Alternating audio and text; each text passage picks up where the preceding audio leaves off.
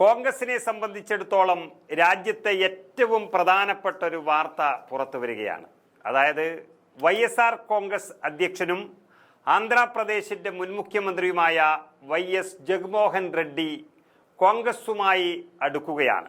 ഒരുപക്ഷെ പാർട്ടിയിലേക്ക് തന്നെ വരാനാണ് കൂടുതൽ സാധ്യതയെന്ന് ആണ് മനസ്സിലാകുന്നത്. അതിനുള്ള ചർച്ചകൾ പുരോഗമിക്കുന്നത് ബംഗളൂരുവിലാണ് എന്നും പറയുന്നു. ഇത് ഒരു ആരോപണമായി എടുത്ത് പറയുന്നത് ഇപ്പോൾ ആ സംസ്ഥാനം ഭരിക്കുന്ന TDPയുടെ നേതാവാണ്. കോൺഗ്രസിലേക്ക് ജഗ്മോഹൻ റെഡ്ഡി കൂടി വരുന്നത് ഏറ്റവും വലിയ രീതിയിൽ അസ്വസ്ഥപ്പെടുത്തുന്നത് അത് TDPയെ തന്നെയാണ്. ചന്ദ്രബാബു നായിഡുവിൻ്റെ പാർട്ടിക്ക് ഇത്രയും വലിയൊരു തിരിച്ചടി ജഗ്മോഹൻ റെഡ്ഡി പഴയ കോൺഗ്രസിലേക്ക് തന്നെ പോവുകയാണെങ്കിൽ അത് ആന്ധ്രാപ്രദേശിൽ അവരുടെ ഭരണത്തെ ഇപ്പോൾ ബാധിച്ചില്ലെങ്കിലും ഇനി വരാനിരിക്കുന്ന തെരഞ്ഞെടുപ്പുകൾ തിരിച്ചടിയാകുമെന്ന് ഉറപ്പിക്കുകയാണ്.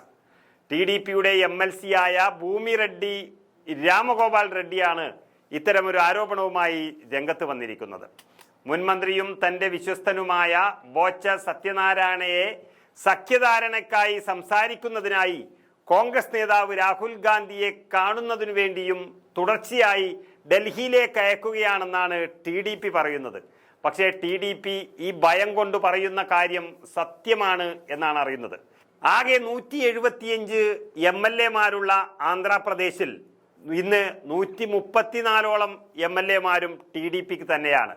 ഭരണത്തിന് യാതൊരു ബുദ്ധിമുട്ടും അവിടെ ഉണ്ടാകില്ല. പക്ഷെ കോൺഗ്രസും YSR കോൺഗ്രസും ഒന്നിച്ചാൽ ആന്ധ്രാപ്രദേശിന്റെ ചിത്രം മാറും എന്നുള്ളത് ഉറപ്പാണ്. ആ രാഷ്ട്രീയ ചിത്രം കോൺഗ്രസിന് അല്ലെങ്കിൽ ഇന്ത്യ മുന്നണിക്ക് തന്നെയാണ് വലിയ നേട്ടമായി വരാൻ പോകുന്നത്. അതുകൊണ്ട് തന്നെ ഇത് ഏറ്റവും പ്രധാനപ്പെട്ട ഒരു സഖ്യം എന്നുള്ള നിലയിൽ ആന്ധ്രാപ്രദേശ് ഇന്ന് ഭരിക്കുന്നത് TDPയും അവരാണ് കേന്ദ്രത്തിലെ BJPയെ താങ്ങി നിർത്തുന്നതും എന്നുള്ളത് കൊണ്ട് തന്നെ ഈ രാജ്യത്തെ പ്രധാനപ്പെട്ടൊരു സംശയവും അതുപോലെ ഭയവുമായി മാറുകയാണ്. അത് BJPയെ സംബന്ധിച്ചിടത്തോളം വലിയ തിരിച്ചടി തന്നെയാണ്. ഇനി തെരഞ്ഞെടുപ്പ് നടക്കുന്ന സമയങ്ങളിലെല്ലാം ആന്ധ്രാപ്രദേശിൽ കോൺഗ്രസിനും YSR കോൺഗ്രസിനും അനുകൂലമായി വോട്ടുകൾ ലഭിക്കുകയാണെങ്കിൽ ഇനിയൊരു അവസരത്തിൽ കോൺഗ്രസ് സഖ്യം തന്നെ അല്ലെങ്കിൽ ഇന്ത്യ സഖ്യം തന്നെ തിരിച്ചു വരുമെന്നുള്ളതിൽ സംശയമില്ല.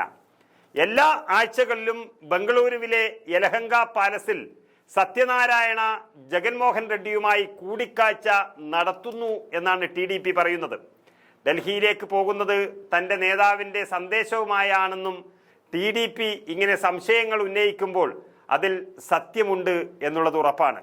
നമുക്കറിയാം, ആകെയുള്ള 175 സീറ്റുകളിൽ 134 സീറ്റുകളും TDP കൈവശം വച്ചിരിക്കുന്നുണ്ടെങ്കിലും ഇനിയുള്ള തിരഞ്ഞെടുപ്പുകളിൽ അത് ഏത് തരത്തിൽ BJP സഖ്യത്തെ അല്ലെങ്കിൽ TDPയെ ബാധിക്കുമെന്നുള്ളത് പറയാൻ കഴിയില്ല.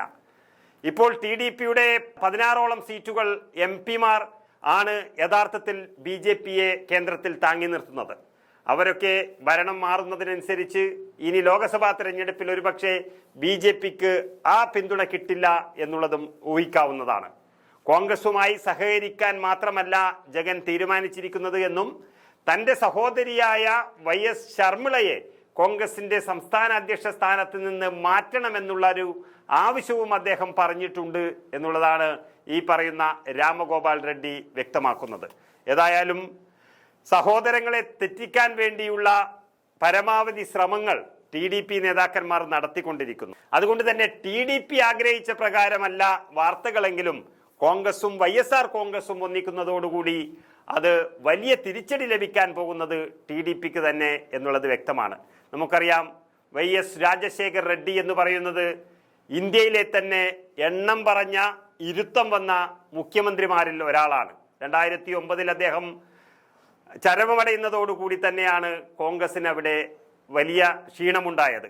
അതുകൊണ്ട് തന്നെ അദ്ദേഹത്തിൻ്റെ മകനും അദ്ദേഹത്തിൻ്റെ പാർട്ടിയും ഒന്നാകുന്നതോടുകൂടി ഇനി വരുന്ന എല്ലാ തെരഞ്ഞെടുപ്പുകളിലും കോൺഗ്രസിന് വലിയ നേട്ടമുണ്ടാകുമെന്ന് പറയാതിരിക്കാൻ കഴിയില്ല.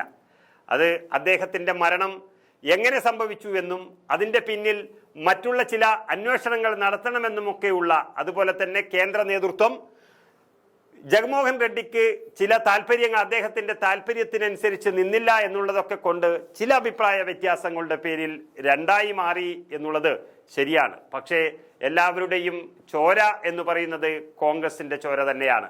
അതുകൊണ്ട് എളുപ്പത്തിൽ തന്നെ അവർ ഒന്നിക്കാനും സാധ്യതയേറെയുണ്ട്. അങ്ങനെ ജഗ്മോഹൻ റെഡ്ഡി എന്ന ശക്തനായ മുൻ മുഖ്യമന്ത്രി അദ്ദേഹത്തിൻ്റെ പഴയ പാർട്ടിയായ കോൺഗ്രസിലേക്ക് തന്നെ തിരിച്ചു വന്നാൽ ഒരുപക്ഷെ കോൺഗ്രസിന് വലിയ നേട്ടം തന്നെയാണ് ആന്ധ്രാപ്രദേശിൽ ഉണ്ടാകാൻ പോകുന്നത് എന്നുള്ളതിൽ സംശയമില്ല.